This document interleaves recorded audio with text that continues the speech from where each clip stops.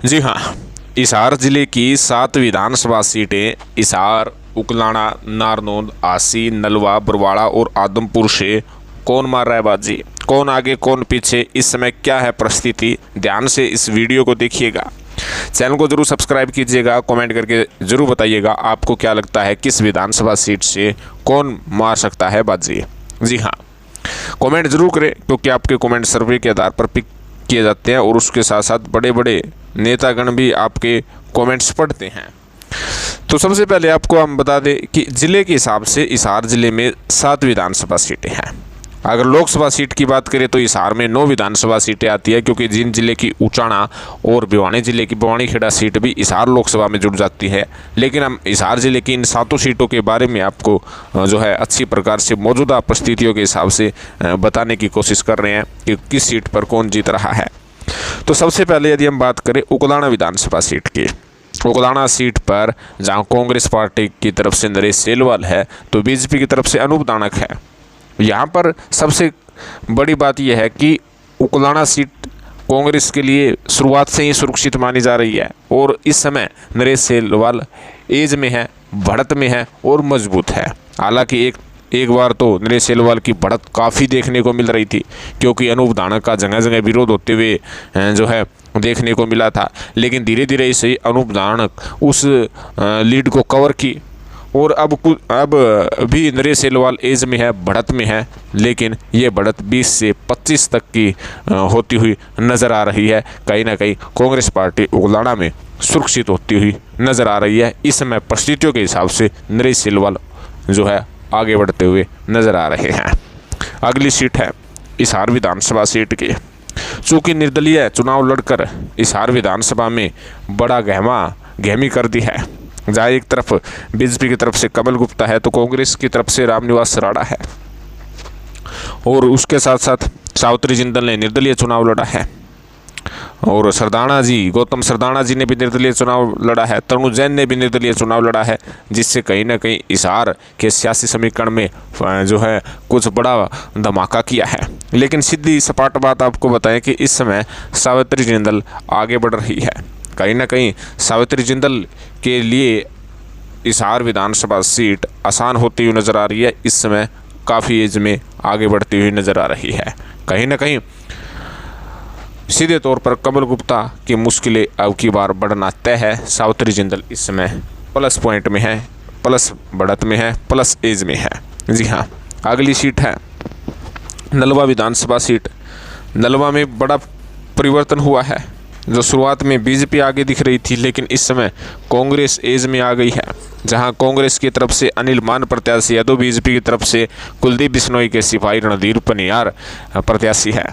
लेकिन अब रणधीर पनियार काफ़ी पीछे पिछड़ चुके हैं और अनिल मान जिस प्रकार से अपना मैनेजमेंट संभाला है, जिस प्रकार से आम लोगों को अपनी तरफ मोड़ने में इस समय कामयाब हासिल कर रहे हैं, उसके हिसाब से अनिल मान नलवा से आगे बढ़ते हुए नजर आ रहे हैं। एज में है, अच्छी बढ़त में है। जी हाँ, अगली सीट है आसी की। आसी विधानसभा सीट की यदि हम बात करें तो यहाँ से बीजेपी के विनोद ब्याणा और कांग्रेस के राहुल मक्कड़ के बीच मुकाबला है, कांटे का मुकाबला है। लेकिन यदि मौजूदा सिचुएशन की बात करें तो इस समय विनोद ब्याणा प्लस पॉइंट में है। कई ऐसे गांव में भी अच्छी बढ़त बना रहे हैं जहां राहुल मक्कड़ को बढ़त मिलती हुई नजर नहीं आ रही है, बल्कि विनोद ब्याणा अच्छी बढ़त बना रहे हैं। गांव में भी अच्छी पकड़, कहीं ना कहीं आसी के गांव में भी विनोद ब्याणा पकड़ मजबूत बनाए हुए हैं, जिसके कारण विनोद ब्याणा इस वक्त एज में है, बढ़त में है। आसी में कहीं ना कहीं विनोद ब्याणा 8% आगे बढ़ते हुए नजर आ रहे हैं। अगली सीट है बरवाड़ा की। बरवाड़ा विधानसभा सीट कुछ खास देखने को मिल रही थी, क्योंकि एक तरफ जहां कांग्रेस पार्टी की तरफ से रामनिवास घोडेला मैदान में उतरे, जहां राहुल गांधी तक के नेताओं ने प्रचार प्रसार के लिए उन्हें आया, और उसके साथ साथ भारतीय जनता पार्टी की तरफ से रणबीर गंगवा मैदान में उतरे हैं और इनेलो बसपा गठबंधन के प्रत्याशी संजना सातरोड है। आपको बता दें कि संजना सातरोड अहम फैक्टर निभा रही थी, लेकिन कांग्रेस पार्टी के लिए जो आपसी टूट है उसका नुकसान हो रहा है। जी हाँ, अंदर ही अंदर काफ़ी खिचड़ी पक रही है। रणवीर गंगवा के लिए राह आसान हुई है, आपको बता दें कि जो मौजूदा परिस्थिति है उसके हिसाब से इस वक्त रणबीर गंगवा बरवाड़ा से आगे चल रहे हैं। बीजेपी प्रत्याशी इस वक्त एज में हैं और आगे बढ़ते हुए नजर आ रहे हैं। कहीं ना कहीं संजना साथरोड और रामनिवास घोडेला जो है वो बरवाड़ा की राजनीति में पारा बढ़ाए हुए जरूर है, लेकिन उस एज में नहीं है जिस एज में इस समय रणबीर गंगवा है। रणबीर गंगवा बढ़त में है। जी हाँ। फिर अगली सीट है आदमपुर की।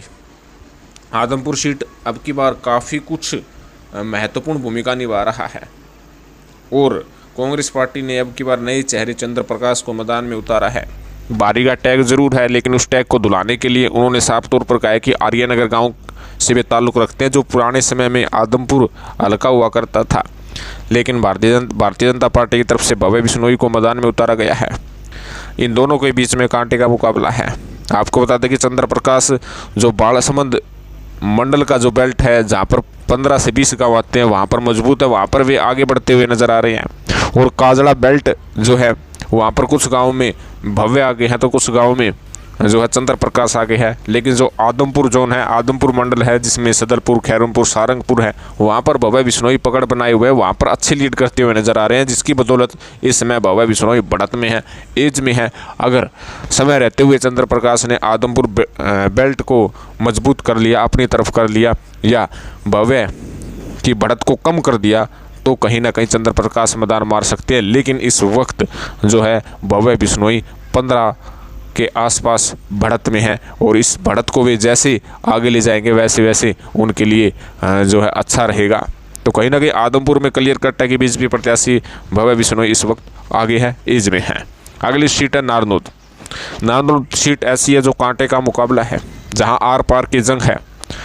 हिसार जिले की नारनौद सीट पर जो है बहुत ही महत्वपूर्ण मुकाबला देखने को मिल रहा है। बाकी 6 सीट एक तरफ, नारनौद सीट एक तरफ, क्योंकि यहाँ से भारतीय जनता पार्टी की तरफ से कैप्टन अभिमन्यु मैदान में है और कांग्रेस की तरफ से जो है जस्सी पेटवाड़ मैदान में है और इनेलो की तरफ से, इनेलो बसपा गठबंधन है, उसकी तरफ से उम्मीद लुआन है। आपको बता दें कि करीब 52 साल तक कांग्रेस पार्टी ने इस सीट को कभी जीत नहीं पाई। ये बड़ा इतिहास है। जी हाँ। वहीं यदि बात करें तो इनेलो पार्टी ये अपना गढ़ मानती थी, लेकिन जेजेपी के अलग होने से ये गढ़ भी उनका टूट गया और कैप्टन अभिमन्यु 2014 में ज़रूर जीते, लेकिन 2019 में उनका कीचड़ निकल गया था। यहाँ पर कांटे की जंग है, किसी की बढ़त किसी की एज और दिखती हुई नज़र नहीं आ रही है। जब भी हम फील्ड रिपोर्ट में जाते हैं तो अच्छी प्रकार से देखते हैं कि मौका क्या है, लेकिन एक बात ज़रूर है कि मुकाबला कैप्टन अभिमन्यु वर्सेस जस्सी पेटवाड़ का है। उम्मीद लुहान कितना वोट बैंक खींचते हैं, जितना वोट बैंक खींचेंगे वैसे ही ये वोट सीट बनेगी, वैसे ही ये सीट जो है एक तरीके से कांटे के मुकाबले के तौर पर देखी जाएगी। बराबरी का मुकाबला इस वक्त नारनौद में चल रहा है। तो ये 7 सीटों का हाल हमने आपको बताया कि किस सीट पर कौन एज में है, कौन आगे है, कौन पीछे है। आपको कैसी लगी ये वीडियो कमेंट करके ज़रूर बताइएगा। आप भी कमेंट करके बताएं कि आपको क्या लगता है किस विधानसभा सीट से कौन सा नेता जीत सकता है, कौन सा नेता जो है मैदान मार सकता है। उनका नाम कमेंट बॉक्स में ज़रूर डालिएगा, क्योंकि आपके कमेंट सर्वे के आधार पर पिक किए जाते हैं और उसके साथ साथ बड़े बड़े नेतागण भी आपके कमेंट्स पढ़ते हैं। तो कमेंट साफ साफ शब्दों में ज़्यादा से ज़्यादा कीजिएगा। धन्यवाद।